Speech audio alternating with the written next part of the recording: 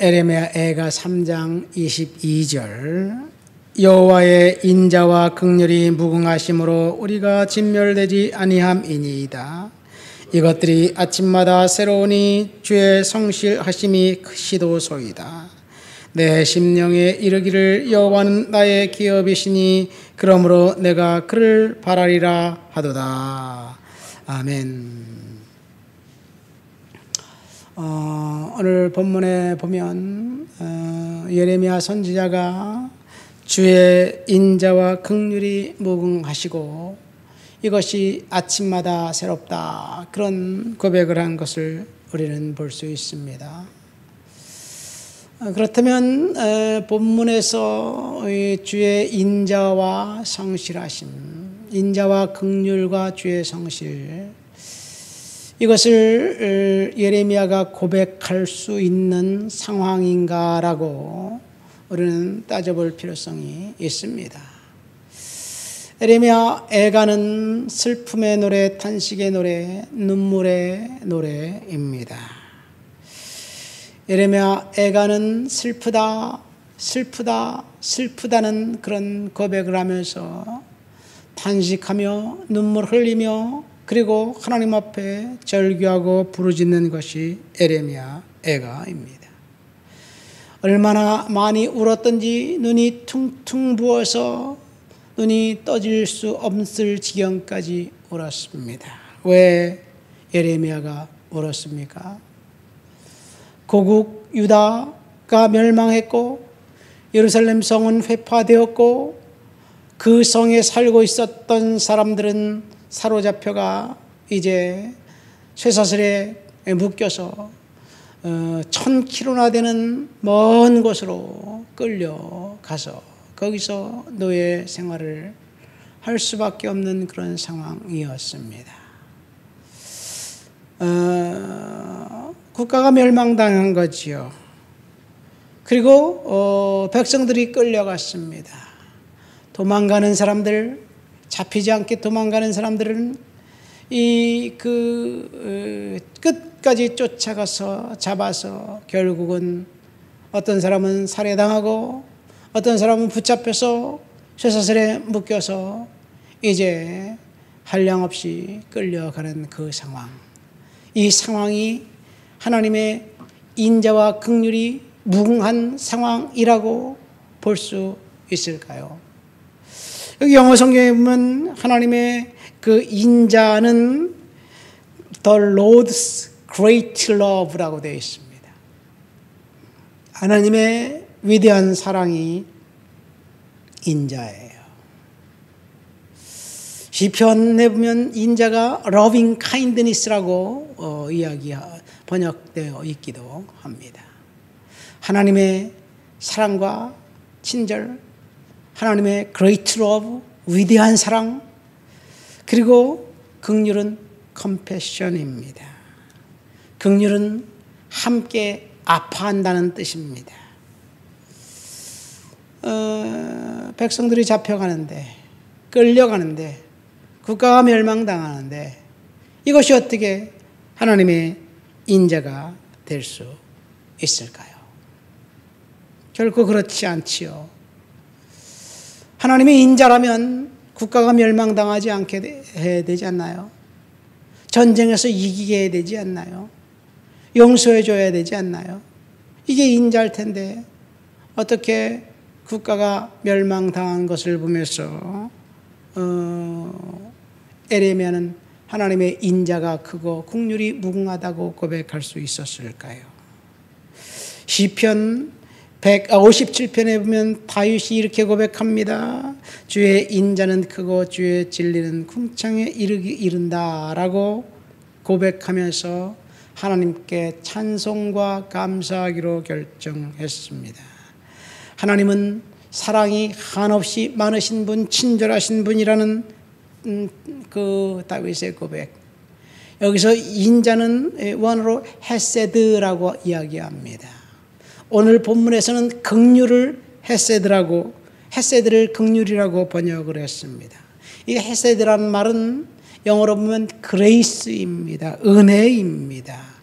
하나님의 놀라운 은혜를 찬송하고 감사하고 그래서 하나님 앞에 찬양하겠다는 이야기이지요. 이 하나님의 그 은혜가 넘쳐난다면 예루살렘은 멸망당하지 말아야 될 텐데 멸망당한 그것 자체를 예레미야가 인자가 크고 긍휼이 무궁하다고 고백한 것은 그것은 예레미야의 믿음이었습니다. 왜 그러냐? 심판이 이제 시작되었고 모든 것이 끝났고 국가가 멸망당했고 백성들은 아무리 외쳐도 돌아오지 않은 그 백성들에게 남은 것은 심판뿐이었기 때문에 그렇습니다. 그러니까 예레미야가 고백한 인자와 긍휼, 하나님의 인자와 긍휼은 심판하시는 하나님을 바라보면서 심판은 끝이 아니라 또 다른 시작이라는 이야기이고 고백입니다. 여러분, 모든 것이 다 끝났다고 생각하는 그 순간 그것은 끝이 아니라 하나님께서 다시 시작하는 새로운 출발이라는 사실을 믿으시기를 예수님의 이름으로 축원드립니다. 요한복음 11장에 보면 마르다가 예수님에게 사람을 보냅니다. 예수님 빨리 오셔서 우리 오라비가 병들어 죽을 것 같아요. 이제 운명의 시간이 얼마 남지 않은 것 같아요. 빨리 오셔서 내 오라비를 좀 깨워주시고 치유해 주세요. 그렇게 요청해서 사람을 보냈는데 예수님은 의도적으로 이틀을 더 머물면서 나사로가 죽기를 기다렸습니다. 이틀이 지나고 난 다음에 예수님이 우리 베다니에 가자. 내 친구 나사로가 잠을 잔다. 잠 잤으면 일어날 것 아닐까요? 내가 가서 깨워야 된다. 그러면서 제자들을 데리고 갑니다. 오라비가 죽고 난 다음에 도착한 예수님을 만났던 마르다의 마음이 얼마나 찢어졌을까요? 예수님이 오라비가 죽은 지 나흘째 되던 날 나타났습니다. 사실 이 날짜로 계산을 해본다면 예수님이 전가를 받고 이틀을 더 유했는데 가서 도착했으니 나사로가 죽은 지 나흘이 되었어요. 얼마나 먼 거리에 있었는지 모르겠지만 뭐 멀어봤자 거기 뭐 하루길쯤 되지 않았을까요? 갈릴리 유다 갈릴리 지방 여기 베다니는 예루살렘 바로 밑에 있는데요. 그러니까 어쨌든 갈릴리에 계신다 하더라도 그렇게 멀진 않아요. 그러니까 이 마르다가 사람을 보냈을 때 그가 도착하기 전에 그가 예수님께 갔을 때 아마 나사로는 죽은 상태였을 수도 있어요. 모르겠습니다. 어쨌든 근데 마르다는 예수님을 원망 섞인 눈으로 예수님이 여기 계셨더라면 오라비가 죽지 않았을 텐데 오라비가 이제 죽었어요. 다 끝났어요. 이제는 예수님이 오셔도 이제 소용이 없어요. 그런 이야기죠. 마르다는 다 끝났다고 생각했는데 예수님은 끝난 것 같으냐? 아니야. 이제 시작이야. 그런 말씀을 하시면서 무덤 문을 열어라. 죽은 지 나흘이 돼서 냄새가 나는데요. 무덤 문을 열면 네가 내 말을 들으면 하나님의 영광을 버리라. 그런 말씀을 하시면서 이제 나사로를 살렸습니다. 여러분, 우리가 아무리 기도해도 하나님의 응답이 없고 하나님이 침묵하실 때 그래서 이제 문제가 상황이 종료되고 해결되지 않았고 더 걷잡을 수 없이 진전되었을 때 그때 우리는 끝이라고 생각하지만 그때가 끝이 아니라 또 다른 시작이 있다는 사실을 나사로를 통해서 나사로의 부활을 통해서 알게 됩니다.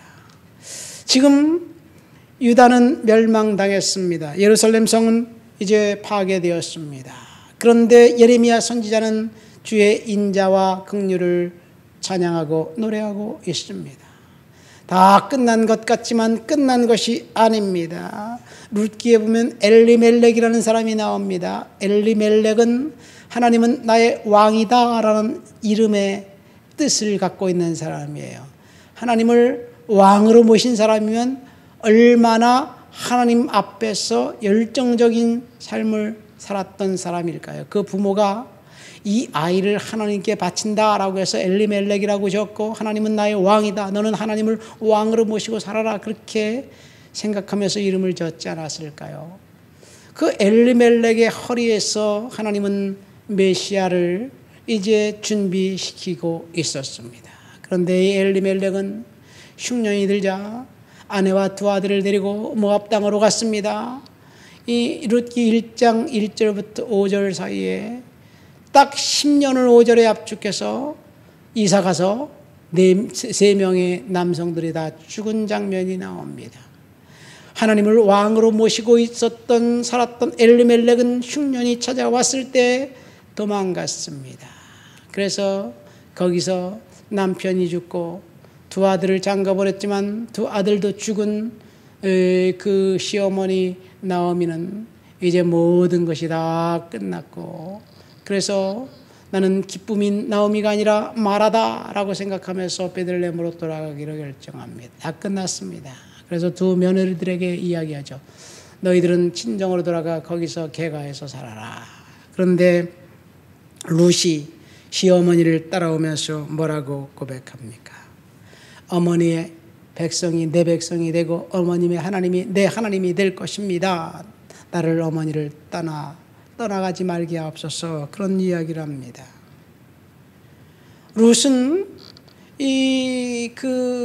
엘리멜렉의 아들 말론과 기련과 결혼했을 때 하나님을 그 시아버지와 시어머니를 통해서 만났고 인생을 바꿨어요.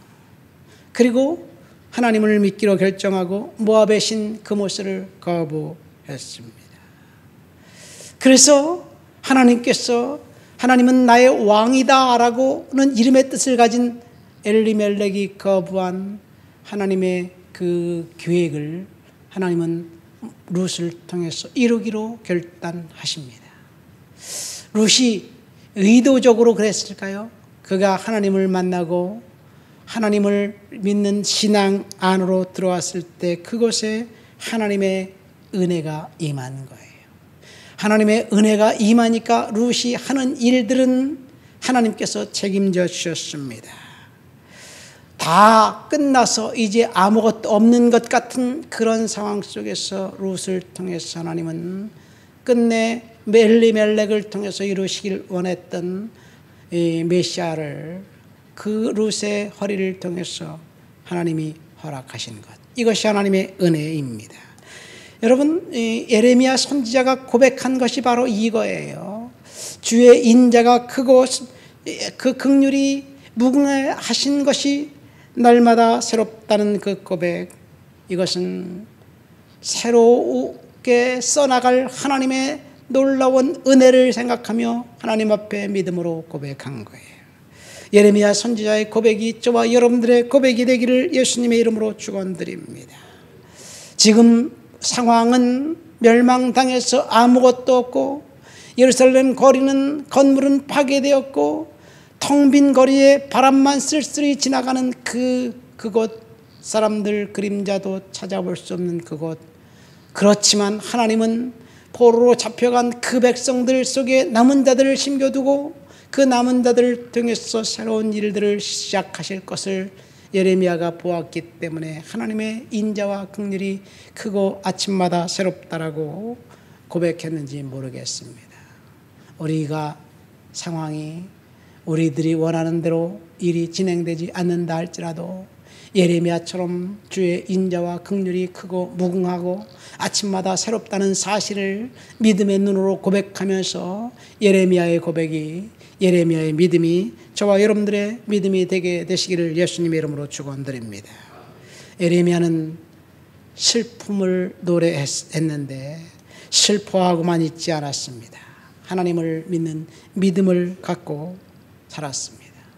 슬퍼한 상황, 모든 것이 끝났다고 생각되는 그 상황, 자포자기하면 이제 그것과 함께 동일한 상황 속에서 예레미야는 믿음을 바라보면서 하나님을 이렇게 신앙을 고백했던 것처럼 우리의 상황이 지금 우리들이 원하는 대로 진행되지 않는다 할지라도 포기하지 않고 하나님께 믿음으로 예레미야처럼 고백한다면 하나님께서 또 다른 상황을 우리들에게 허락해 주실 줄 믿습니다.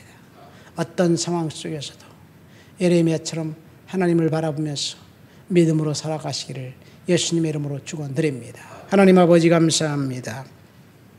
예레미야를 통해서 주의 인자와 긍휼이 무궁하고 아침마다 새롭다는 그 예레미야의 믿음이 우리의 믿음이 되도록 도와주시옵소서. 예수님 이름으로 기도합니다. 아멘.